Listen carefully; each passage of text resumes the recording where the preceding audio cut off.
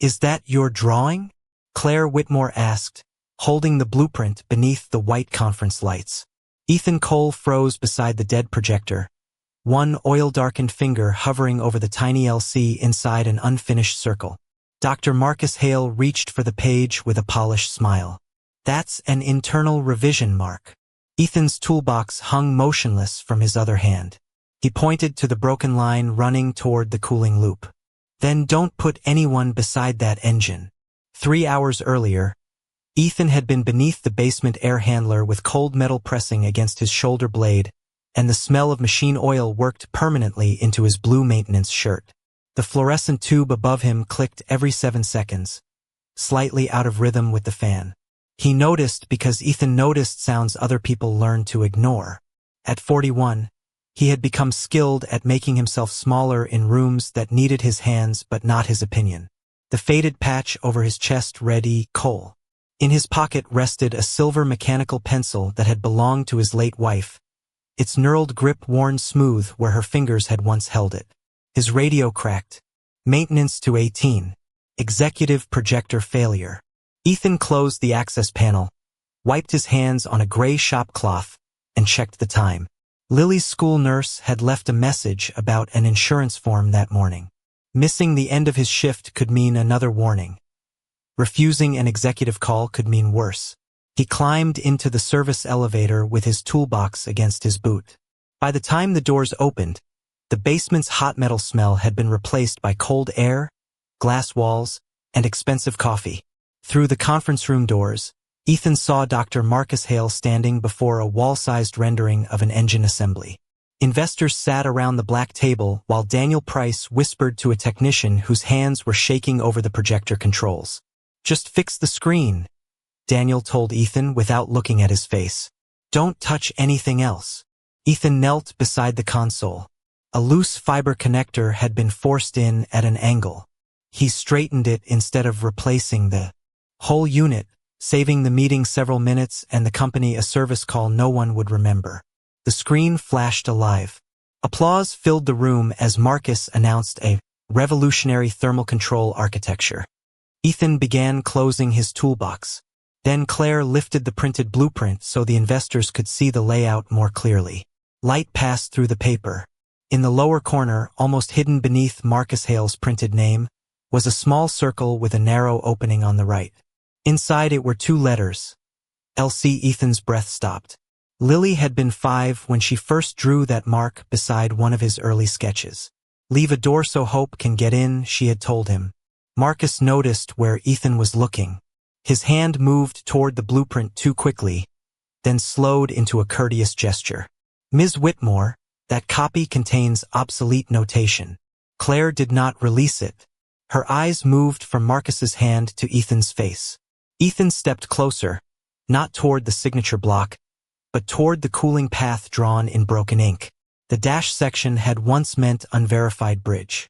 On this page, someone had presented it as finished. "Mr. Cole," Claire said, her voice careful rather than kind, "have you seen this design before?" Every face turned toward the maintenance uniform. Ethan could feel Daniel watching his badge, Marcus watching the paper, and Rebecca Sloan already opening a leather folder at the far end of the table. He could have said the design was his. Instead, he studied the load code printed beside the test schedule. "You're running this today?" "That is not your concern," Marcus said gently. Ethan placed his toolbox on the carpet and pointed at the 3rd stage heat cycle. "It becomes my concern when people are standing near it." Claire's expression tightened, but she did not believe him. "Not yet." Marcus gave a sympathetic sigh and told the room Ethan had once worked in engineering before a serious professional failure. The words were soft enough to sound merciful. Then Daniel moved to escort Ethan out. As Ethan turned, he saw one final detail in the blueprint's author box. Marcus's name had been printed over a pale rectangular shadow, as though another name had been chemically lifted from the paper. The pale rectangle beneath Marcus Hale's name was faint, but Ethan knew what removed lettering looked like. "Step away from the document." "I haven't touched it." "Then there shouldn't be a problem." Daniel Price's voice stayed low and polished. the kind used in rooms where cruelty needed to sound like procedure.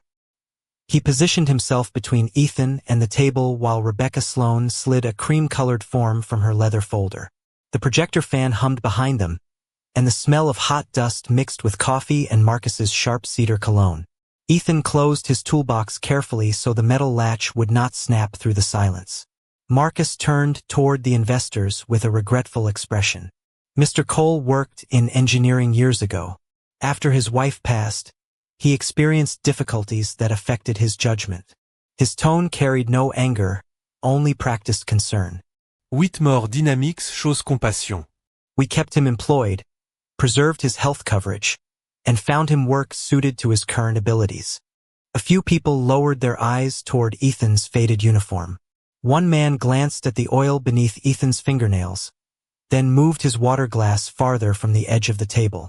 I asked about the cooling line, Ethan said. This is not a technical review of your opinion, Daniel replied. Then let the safety team review it. That request has already been noted. The room settled into an uncomfortable quiet. Sunlight pressed against the glass walls, turning every fingerprint on the conference table silver. Claire remained standing with the blueprint in her hands, but her face had closed into the neutral expression of an executive refusing to be moved by emotion. Rebecca placed the form on the table nearest Ethan. At the top, in narrow black print, were the words Confidential Materials Access Acknowledgement. This simply confirms that you viewed proprietary information outside the scope of your position, she said. It protects you as much as the company. Ethan read the first paragraph, then the second. The language shifted halfway down the page. By signing, he would acknowledge that all concepts he had seen belonged exclusively to Whitmore Dynamics and that he held no authorship claim, past or present. It says more than that. It's standard language. Then standard language should be accurate. Rebecca's smile did not move. Daniel tapped the paper once with his index finger. You have a daughter depending on your insurance, Mr. Cole. No one here wants an unnecessary misunderstanding to affect that. The silver pencil in Ethan's pocket seemed heavier. He pictured Lily's inhaler inside the kitchen cabinet, the insurance envelope beneath a magnet on the refrigerator, and the message from the school nurse he still had not returned. He could have signed and walked away. Instead, he uncapped Rebecca's pen, drew a single line beneath the final paragraph, and wrote in small block letters, I acknowledge access, not authorship. He signed beneath his amendment and returned the pen without pushing the paper toward anyone. Marcus exhaled as if disappointed by a child refusing help. We gave you a way to keep your dignity. Ethan looked at the chair Daniel had placed against the wall, far from the table where every other adult had a seat. No, he said. You gave me a uniform and hoped I'd forget my name. No one answered. Ethan did not raise his voice or look around for approval. He crouched beside the projector, gathered the loose cable he had repaired, and fastened it beneath the console so the next maintenance worker would not be blamed when someone kicked it free again. Claire's attention moved from his hands to the altered form. Keep that original, she told Rebecca. Marcus turned slightly. There's no reason to preserve a handwritten objection on a routine acknowledgement. Claire looked at him. Then there's no reason to remove it. It was not belief. It was only a pause. But Marcus's thumb pressed hard into the edge of the blueprint, creasing the corner beside the test code. Ethan saw the numbers clearly now. The prototype was scheduled for a high-load run at 3 that afternoon. You can argue about the name later, he said.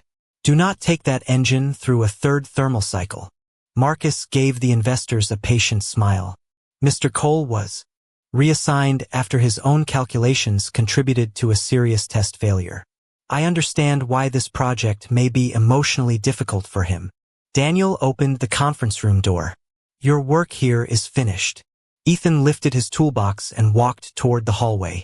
As he passed Daniel, he heard the project manager murmur, his daughter's coverage renews next month. He won't risk it. Ethan stopped for less than a second. Daniel should not have known the renewal date. Before Ethan could turn, an alarm chirped from the wall console, followed by a mechanical voice reporting an unauthorized pressure adjustment in the basement cooling system. On the screen, beneath the warning, appeared the name of the employee assigned responsibility, Ava Bennett. The alarm had barely finished speaking when Daniel Price turned toward Ethan. "Stay out of it." "Ava's account triggered the warning," Rebecca said. "Then she can explain it." Ethan looked through the glass wall toward the elevators, where the red pressure icon pulsed on the building monitor. He knew that rhythm. A bad valve did not care whose name appeared on a screen. By the time the service elevator reached the basement, the air had grown warmer and carried the bitter smell of overheated coolant. Ava Bennett stood beside the control panel with both hands pressed flat against her gray skirt, trying not to shake while Daniel's voice came through the speakerphone. "You accessed a restricted pressure setting. You sent me the task code. There is no record of that." 3 short sentences. Then silence.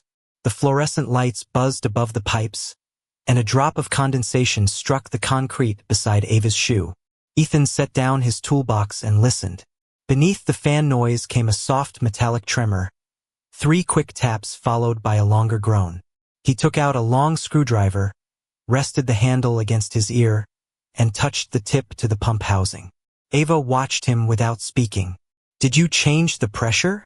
Ethan asked. "I opened the panel. The numbers were already moving." "Did you touch the manual override?"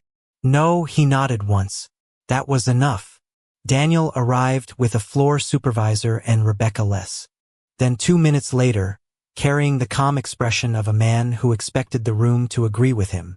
"This is exactly why interns require limits," he said. "Ambition without discipline becomes risk." Ava's face tightened, but Ethan kept his eyes on the pump. He removed the service cover and found the valve tag folded backward against the pipe. The paper was soft with age and stained brown along one edge. When he turned it over, the date showed the valve had been due for replacement 8 months earlier. Beneath the delay notice was Daniel's signature. Ethan read it once, then wiped the grime carefully with the corner of his shop cloth instead of rubbing across the ink. "The valve is sticking," he said. Daniel glanced at the tag. "That doesn't excuse unauthorized access. She didn't cause the pressure change." "You can't know that." Ethan placed the screwdriver back against the housing. The metal answered with the same uneven rhythm. "I know the pump was fighting the valve before she logged in." Rebecca crossed her arms.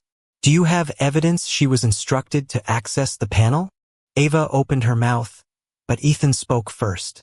"I gave her permission." Ava turned toward him sharply.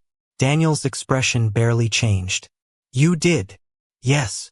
It was not true in the way Daniel meant it, but Ethan had shown Ava how to read the maintenance panel earlier that week, because no one else had bothered to explain the system she was assigned to monitor. He understood exactly what the sentence would cost. Daniel removed a disciplinary form from his folder. "Then responsibility belongs to you." Ethan signed before Ava could protest. The pen scratched loudly against the metal work table. The form meant the loss of his attendance bonus, and the attendance bonus was the money he had planned to use for Lily's school field trip and the insurance balance waiting on the refrigerator. He folded his copy once and placed it in his shirt pocket beside the silver mechanical pencil. "Mr. Cole," Ava whispered, "you don't have to do that." Ethan closed the pump isolation valve. "No one should lose a future over a broken part." Daniel gave a thin smile, as though kindness had confirmed a weakness. "Sentiment doesn't keep equipment running." Ethan crouched, removed the failed valve, and replaced it with an older spare from his kit, one he had cleaned and tested during lunch the previous week because the department's replacement order had been denied. Coolant dripped across his knuckles. He tightened the fitting, reopened the line, and listened until the groan disappeared. No one thanked him. Daniel simply told Ava to report upstairs for an exit review. Rebecca placed a 12-page agreement in front of her on the work table. "Signing this will allow the company to close the matter without notifying your university." Ava reached for the pen. Ethan saw the first page, then the final paragraph beneath it. He pulled out the chair beside her and turned it so she could sit. "Read page 9. Rebecca's eyes narrowed. Ava found the clause allowing Whitmore Dynamics to withhold her scholarship support if she disclosed internal safety concerns. Her fingers stopped moving. "Is that standard?" she asked. "It's protective," Rebecca replied. Ethan capped the pen and set it beside the agreement. Don't sign away your voice because someone made fear sound professional. He did not ask Ava what she knew.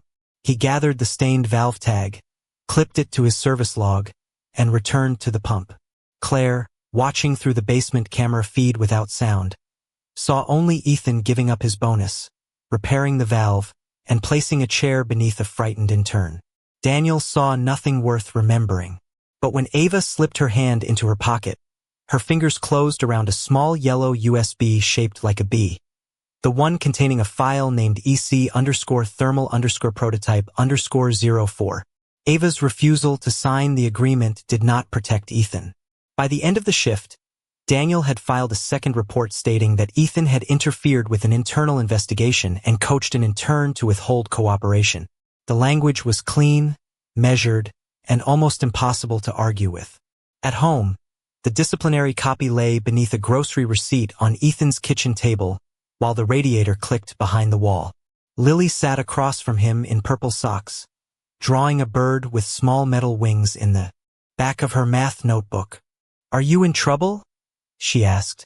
Ethan turned the paper face down. "I made a choice at work. Was it a bad one?" He looked at the unpaid balance printed on the insurance envelope near the refrigerator. "It was an expensive one." Lily accepted that answer with the solemn patience of a 10-year-old who knew money could change the way adults breathed. She went back to her drawing. Ethan unscrewed the silver mechanical pencil his wife had once used and cleared a broken piece of lead from the barrel. When he looked up again, Lily had written her initials beneath the bird. LC, enclosed in a circle with a narrow gap on the right. His hand stopped. "Why do you leave it open?" Lily looked surprised he had forgotten. "So Hope can get in." The radiator clicked once more. Somewhere in the apartment hallway, a child laughed and a door slammed. Ethan reached for the old notebook stored in the bottom kitchen drawer beneath tax forms and appliance manuals. Its blue cover had softened at the corners. Inside were early sketches from the years before his reassignment, mixed with Lily's crayon suns, crooked animals, and tiny machines she had drawn beside him while he worked. On 3 different pages, the same open circle appeared around her initials. One sketch showed an early cooling loop with a dashed bridge leading toward a secondary path. Ethan laid Lily's new drawing beside it. The marks were not merely similar. They came from the same habit, the same child sentence, the same empty space left deliberately in the circle. But a family notebook proved memory, not ownership. Marcus could say Ethan had drawn everything after seeing the company blueprint. Claire would be right to ask for something independent. Ethan turned another page and found a photograph tucked near the binding. It showed him kneeling beside Lily at a school science fair when she was 5, both of them standing behind a tabletop model made from cardboard tubing and silver tape. On the model's paper panel was the same open circle LC. Behind it, barely visible, ran a hand-drawn version of the unfinished cooling path. Ethan moved the photograph beneath the kitchen light. The date, stamp from the school photographer, sat along the lower border, nearly 2 years before Marcus's patent filing. Lily leaned closer. "That was the year my volcano fell over. I remember. You fixed everybody's projects." Ethan smiled faintly. The tape was free. His phone vibrated against the table. Ava had sent only 6 words. They deleted the wrong file copy. A second message followed with a blurred photograph of an old office scanner inventory label. She explained that the original draft had passed through a retired machine in technical archives. The server copy had been replaced, but the scanner might still contain temporary image data. Ethan typed slowly. "Do not copy it. Do not rename anything. Do not email the file. Keep the machine connected and step away." Ava called immediately. "You don't want me to send it?" "Not if you want anyone to believe it later. Daniel is asking where I am." "Then leave the room and call compliance." Across town, Claire received Ava's report and ordered the scanner sealed for forensic review. She did not tell Ethan. She still had only his warning, a damaged form, and the word of an intern he had protected. Marcus had also provided Ethan's old performance record, including the test failure that ended his engineering career. Doubt remained reasonable. But Claire paused when Marcus entered her office less than 4 minutes after the sealing request. "That scanner is obsolete," he said. "It was scheduled for disposal months ago." "I didn't tell you which machine." Marcus adjusted his cuff. Daniel mentioned an archive concern. His explanation fit. Almost. Claire looked through the glass wall toward the elevator bank and saw a facilities cart carrying a gray scanner wrapped in plastic. Ethan, arriving from the service corridor after Ava's call, stepped in front of the cart without touching it. "What time was the disposal order signed?" he asked. The attendant checked the tag. 12:43 this morning. Ethan placed the tag beneath the corridor light. The ink was fresh, and the approval bore Marcus Hale's digital code. Claire said nothing, but her eyes moved to Marcus. Then the scanner's small display flickered once. Beneath the plastic, showing the final cached page number before going dark, 47.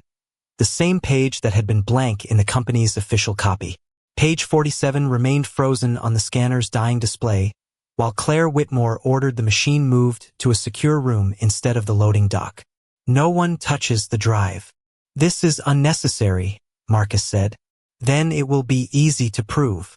The wheels of the facilities cart squeaked across the polished floor, and Ethan walked beside it without placing a hand on the plastic wrap. He did not look at Marcus. He looked at the inventory seal, the fresh disposal tag, and the tiny green light still pulsing beneath the scanner cover. 2 hours later, Claire convened a closed test in the thermal lab. The recovered cache showed that page 47 had once contained technical notes, but the image was too damaged to identify an author. It proved someone had replaced a page. It did not prove who had written the original. Marcus stood behind the control station in a charcoal suit, calm again. Daniel watched from the glass observation booth. Ava remained near the door with a compliance officer, her yellow B-shaped USB sealed inside a clear evidence bag. "We will run one limited cycle," Claire said. "No production load." Marcus folded his hands. "I still believe this gives a maintenance employee an inappropriate platform." Ethan checked the floor markings before answering. One technician was standing inside the pressure boundary. Ethan asked him to move behind the yellow line. Marcus smiled faintly. "We have engineers managing safety." "Then one of them should have moved him." The technician stepped back. A chair leg scraped once against the concrete, then stopped. The engine housing sat beneath white laboratory lights, all steel ribs, braided hoses, and black insulation. Cooling fans filled the room with a steady mechanical roar. Ethan was not allowed to access the software or touch the prototype. He accepted the restriction without argument. Instead, he walked slowly along the barrier and listened. At first, there was only fan noise. Then, beneath it came 3 short vibrations and 1 longer tremor. Traveling through the return line, Ethan took a paper cup from the water dispenser, filled it halfway, and placed it on the flat edge of the engine housing. Marcus gave a quiet laugh. "What exactly is that supposed to establish? Whether the vibration belongs to the sensor or the machine? A cup of water isn't engineering." Ethan watched the surface. "No. But it doesn't know how to lie." The test began. Numbers climbed across the monitors. At 10 seconds, the water remained level. At 14, a thin ripple crossed the cup. At 16, the surface pulled sharply toward the cooling return. Ethan looked at Claire. "Reduce load before 18 seconds. Marcus did not turn from the screen. "The model shows stable pressure. The model is reading the wrong place. We follow validated instrumentation." "Then watch the cup." At 17.8 seconds, the water snapped against one side. The engine shuddered, and the automatic system cut power before the second cycle completed. The roar collapsed into a low metallic winding sound. For several seconds, no one spoke. The air conditioning became suddenly audible above them. Claire lowered one hand from the folder she had been holding. Ava's shoulders loosened near the doorway. Ethan did not look at Marcus. He checked that the technician behind the yellow line was unharmed, then picked up the cup and wiped the small ring of water from the housing with his shop cloth. "It could still be sensor drift," Marcus said. His tone remained professional, but the tendon beside his jaw had tightened. We should reset the equipment and handle further review privately.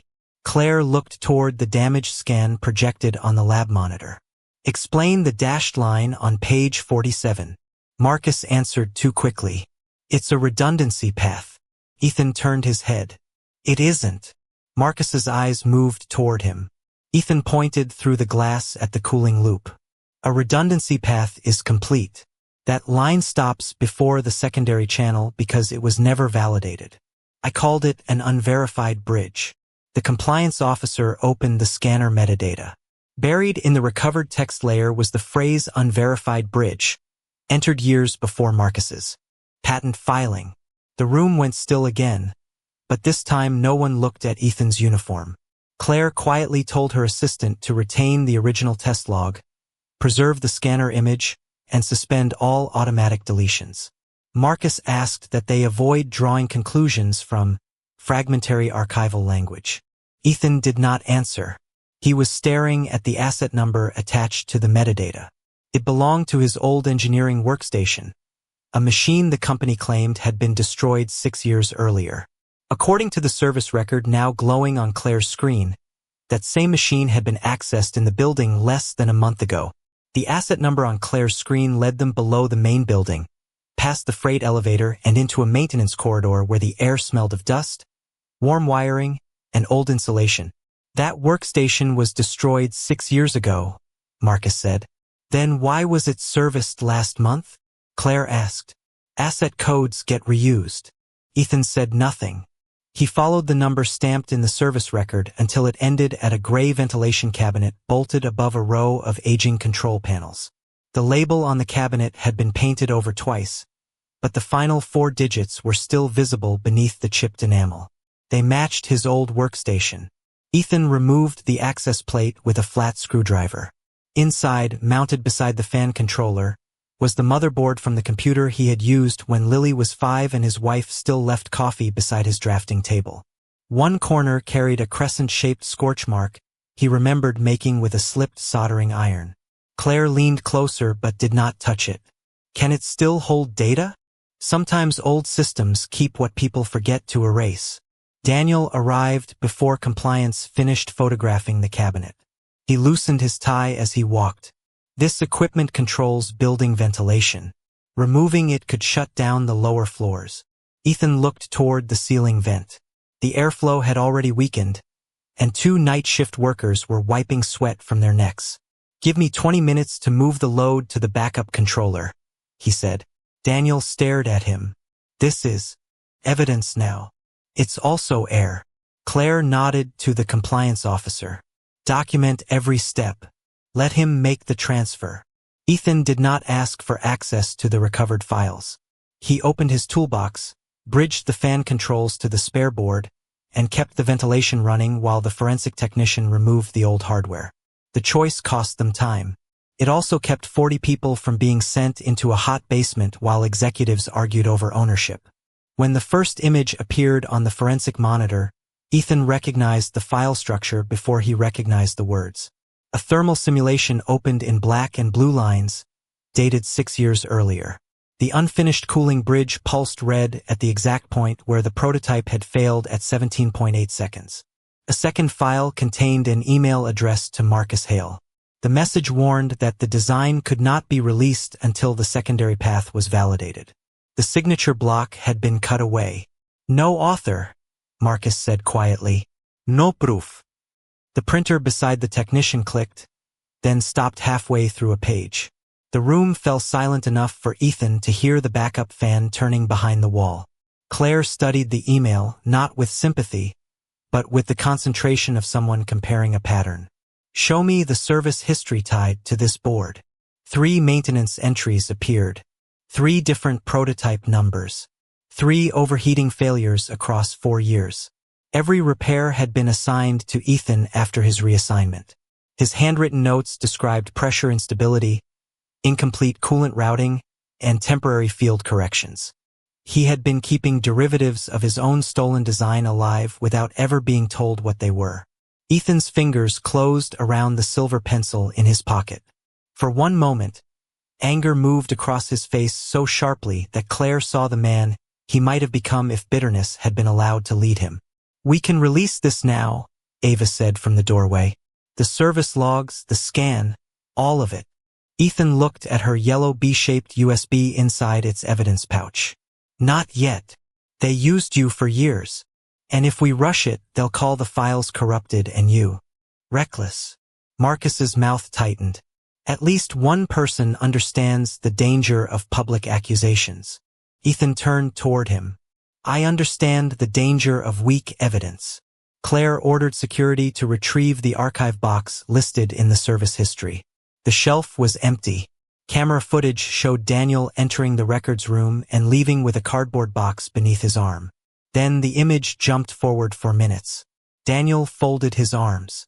The camera dropped during a storm. A compliance analyst opened the building log. The night had been clear. Power had remained stable. A contractor invoice showed the camera feed had been disconnected manually for exactly 4 minutes, using a maintenance authorization from Daniel's office. Sweat gathered near Daniel's hairline, though the corridor had cooled. "This can be explained," he said. Privately, Claire's phone vibrated. Her assistant had found one remaining item from her late father's desk. A silver fountain pen heavier than it should have been. Inside its barrel was a tiny encrypted memory card. Scratched into the metal beneath it was an open circle. Claire set the pen on the table between herself and Ethan. Neither of them touched it. Then Ava's laptop chimed with a new production schedule showing that the next day's public engine test had been raised beyond the load Claire had approved. By 9 the next morning, the 18th floor boardroom had been arranged like a courtroom without a judge. The black table reflected ceiling lights in long white bars. Investors occupied one side, safety officers and engineers the other, while maintenance workers stood near the glass wall because no one had placed chairs for them. The same chair Daniel had pushed against the wall the day before remained there. Ethan entered in his blue maintenance uniform, carrying his toolbox and the service log in a clear evidence sleeve. He looked tired, not triumphant. Claire stood at the head of the table with her father's silver fountain pen beside a sealed laptop. She had the authority to stop the test, expose the records, or protect the company's image. For now, she did none of those things. Marcus began before Ethan reached the table. "What we have witnessed is an unfortunate collision of incomplete archives, personal grief, and understandable resentment." His voice was warm, almost sorrowful. He held up the blueprint from the title image, its corner still creased beside the test code. Mr. Cole recognized his daughter's initials on a company document. That may feel persuasive. It is not proof of authorship. On the screen appeared a clean enlargement of the Open Circle LC. "Anyone could have added that mark," Marcus continued. "A family photograph can be recreated. A damaged scanner cache can be misread. Old hardware can contain corrupted files." A murmur moved along the investor side of the table. For a moment, Marcus seemed to regain the room. He did not deny the evidence. He separated it into pieces small enough to dismiss. Rebecca placed the amended acknowledgement form beneath the blueprint. Ethan's handwritten sentence, "I acknowledge access, not authorship," looked defensive under the hard white light. "Mr. Cole refused standard protections," Marcus said. Then he advised an intern not to cooperate. "His financial and professional motives are obvious." Daniel stepped toward Ava. "Ms. Bennett is not authorized to attend this session." Ava held the sealed B-shaped USB against her chest. Before security could move, Ethan pulled the chair from the wall and placed it beside the compliance officer. "She has a right to hear what is said about her." "This is an executive review," Daniel replied. "She is part of the evidence." Ethan waited until Ava sat down. Then he remained standing. Claire watched that small exchange before looking back at Marcus. "Continue." Marcus displayed Ethan's old disciplinary record and the report from the failed test 6 years earlier. "This is not revenge against Mr. Cole. It is responsible governance. We cannot let sympathy replace standards." Ethan rested both hands on the handle of his toolbox. He did not defend his career, his grief, or the years spent repairing machines under people who used his work. I'm not asking anyone to punish him because of me, he said. I'm asking you not to bury the truth twice. Claire nodded to compliance. The first exhibit appeared. The Open Circle LC on the blueprint beside the school science fair photograph dated 2 years before Marcus's patent. The second followed. Scanner metadata containing the phrase unverified bridge matched to Ethan's recovered thermal simulation. The third was the stained service tag bearing Daniel's signature, followed by 3 handwritten repair entries tied to derivative prototypes. Marcus folded his hands. None of those items establishes an unbroken chain of custody. The room shifted again.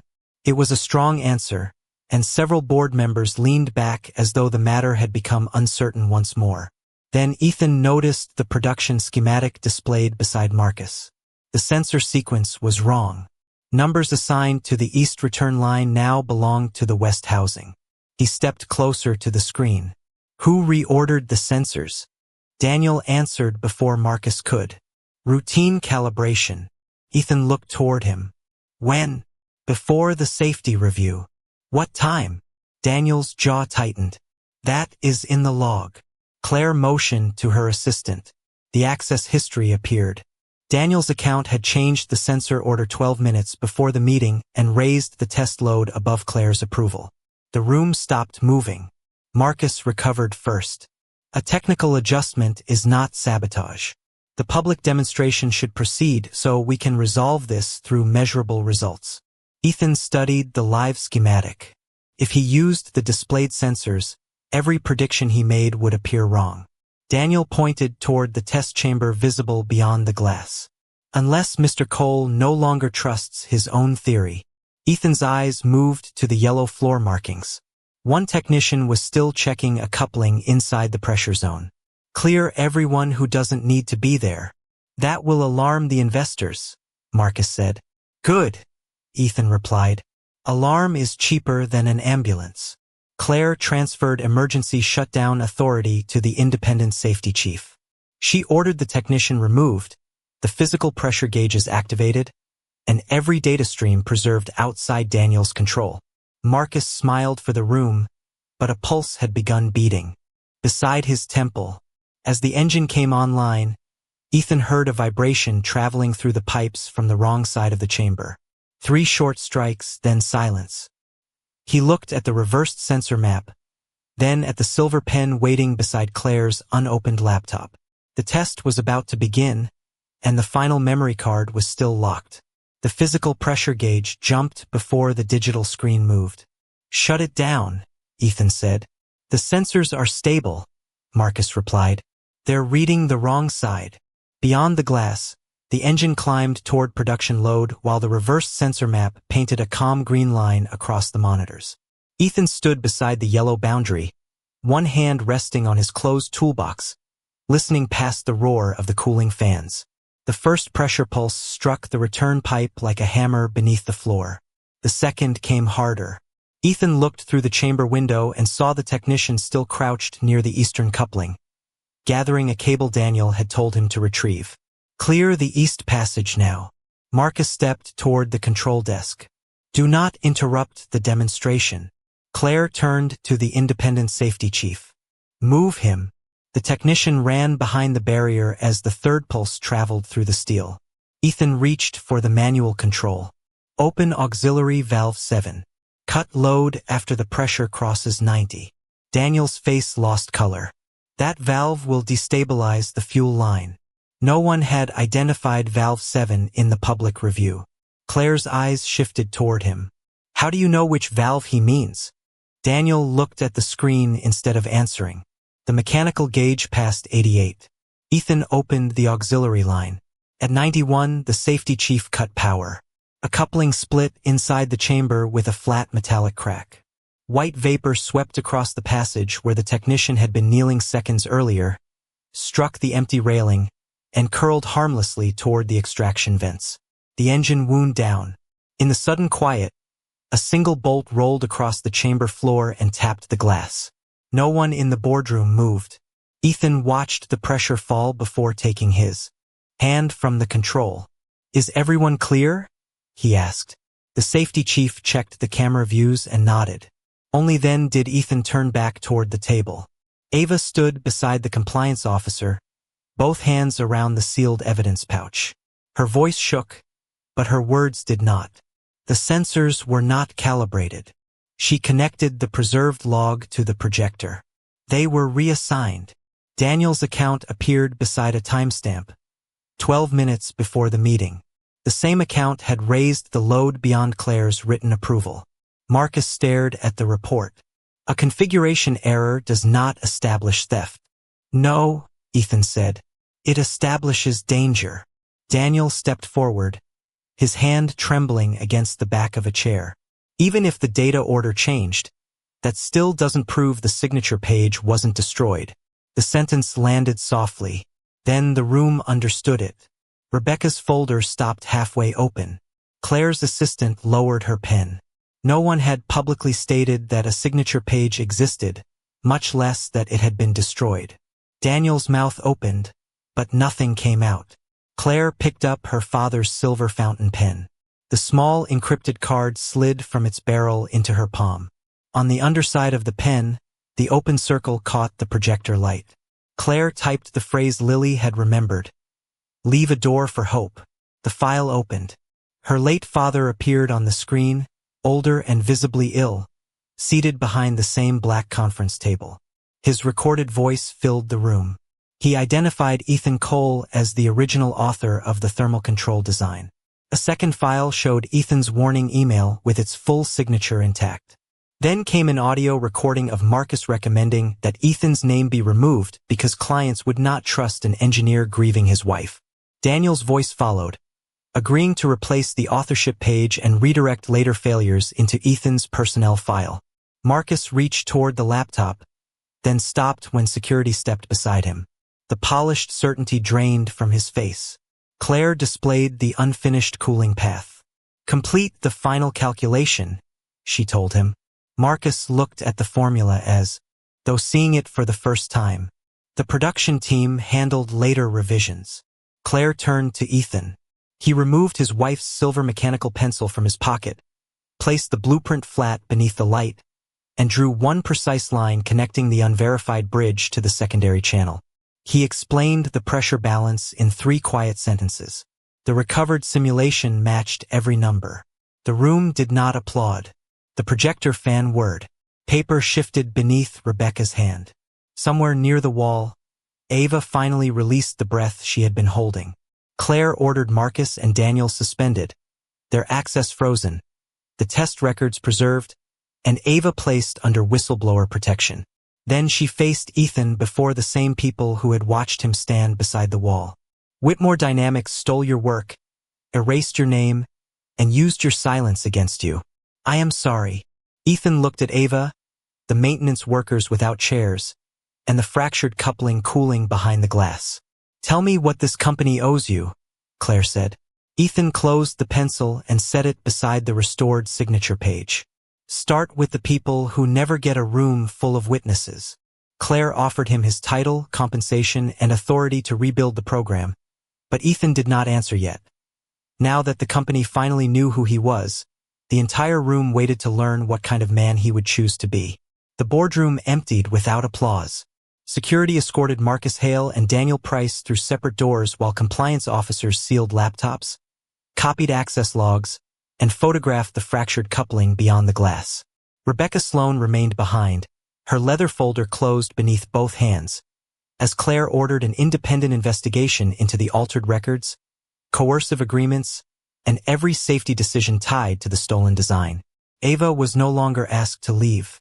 A whistleblower attorney sat beside her, explained each page before she signed it, and confirmed that her scholarship could not be withheld. Ethan stood near the wall with his toolbox at his feet. The same men who had once moved their water glasses away from his oil-stained hands now waited for him to name a price. He did not. For conditions, Ethan said. Claire opened a clean legal pad. I'm listening. Independent reporting. Counsel for interns and hourly workers. A path from maintenance into engineering. And an audit trail no manager can erase. A board member shifted in his chair. Those changes will be expensive.